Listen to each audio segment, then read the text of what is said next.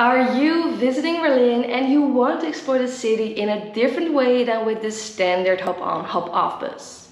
Well, my advice, go and discover the city by bicycle. Because besides that you can move on your own pace and stop wherever you want, you can also see way more than you would when you were by foot or by bus. So in this video I'll show you how beautiful Berlin is by taking you with me on my bike route that shows the highlights of the city and also some hidden gems. So let's dive in. Starting with the route.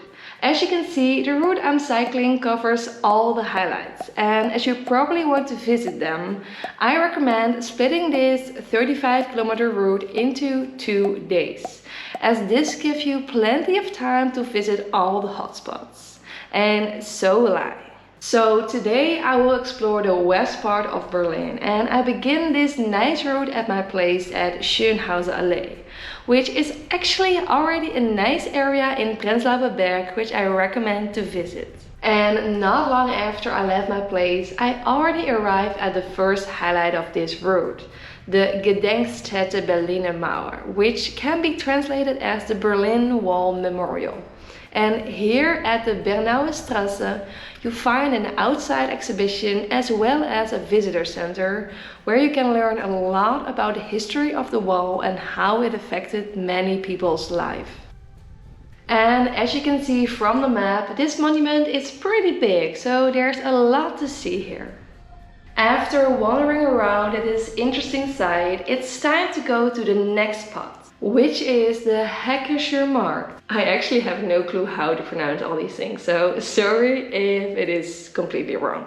And the route to this area is one with a lot of nice cycle roads, so you are there in no time.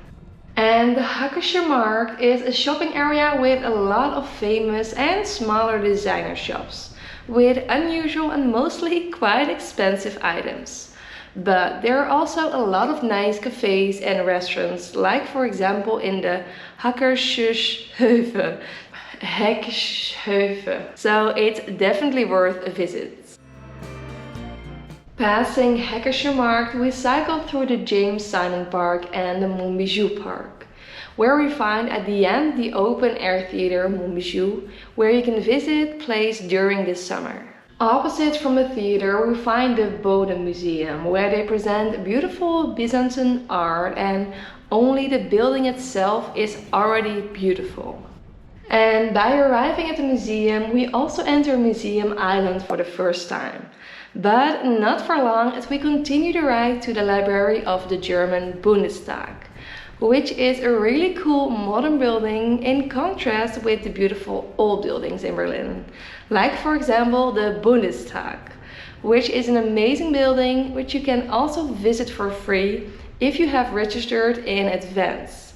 So if you want to visit this stunning building, don't forget to do so. Okay, so far so good. The weather is great and the route is lovely. But as you can see here, there is something happening as I deviate from the route.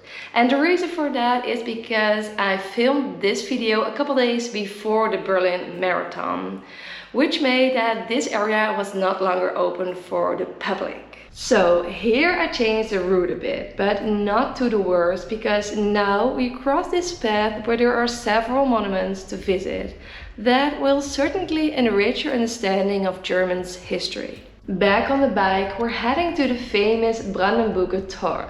And as you can see here, the preparations for the marathon were almost done and the festive atmosphere was already there. I therefore decided to order a crepe and enjoy the vibes here for a moment.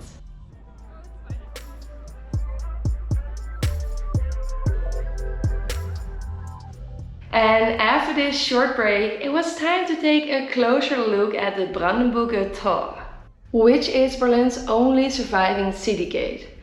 During the Cold War, the Brandenburger Gate became a symbol of Berlin's division. The gate was located in the border area between East and West Berlin, right next to the Berlin Wall. And when the Berlin Wall fell on November 9th, 1989, the gate turned into a symbol of unity and freedom.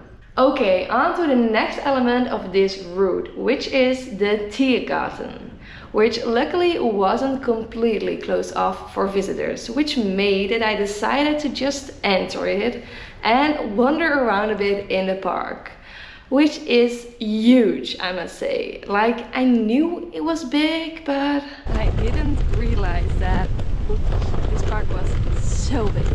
So yeah, instead of this route, I actually did this route. And at some point I felt a bit confused of how to get out. So after some Google Maps help, I finally made it out of the park. Then the route brought us via the Sony Center to Potsdamer Platz.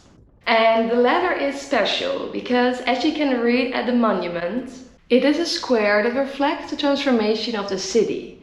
Before World War II, this place was a vibrant center of Berlin, and then it became a desolate no man's land because of the Berlin Wall. After the wall fell, it was completely rebuilt, and now it is a vibrant place full of shops, cafes and entertainment. And definitely worth a visit.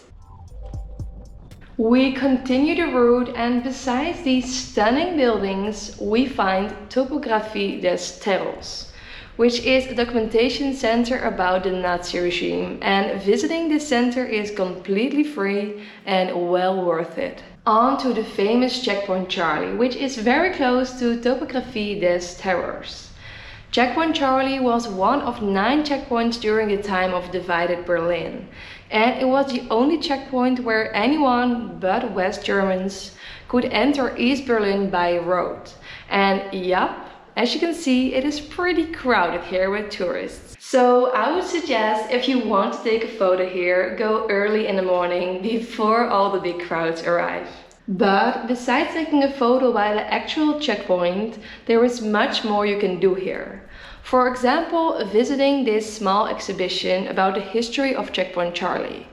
The exterior part here you can visit freely, and for a small fee you can also take a look inside. As I had already made a picture when I was here before, I went for a sandwich instead, as only a small crab wasn't filling enough. After wandering around a bit while enjoying my lunch, it was time to go back to the Brandenburger Tor. And although there weren't any big highlights for a moment, I still really enjoyed cycling here, as it really gives you a good impression of the city as a whole. Not long after, we arrived at the Holocaust Monument, a monument commemorating the persecution of Jews during World War II.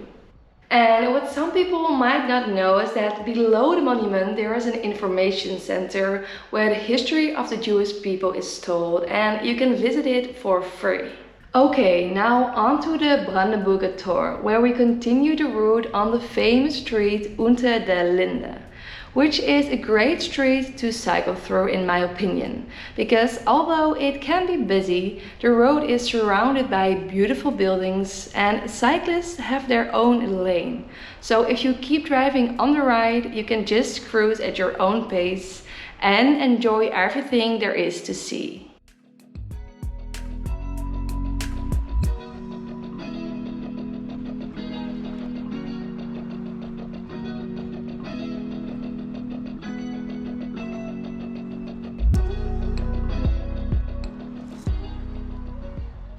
And yes, then after a while we encounter the Dome of Berlin, which means we are about halfway through the total route. Which means that this is the end destination for today's ride.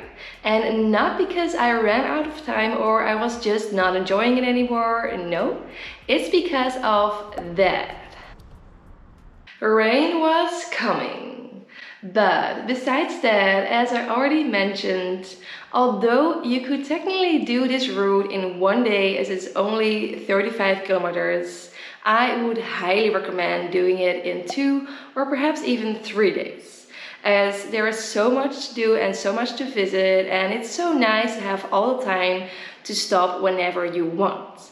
And if you're halfway, I think you're also kind of full of all the experiences you've had until this moment. So I'm doing it in 2 days and I recommend you doing that as well. For me, that means that in the next video I'm going to explore the east part of Berlin by bike, and this will not disappoint, I can already say that.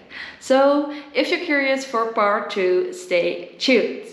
And for now, I will say thank you all for watching, and if you like this video, please give it a thumbs up and subscribe to my channel. Then I'll say see you in the next one. Bye bye.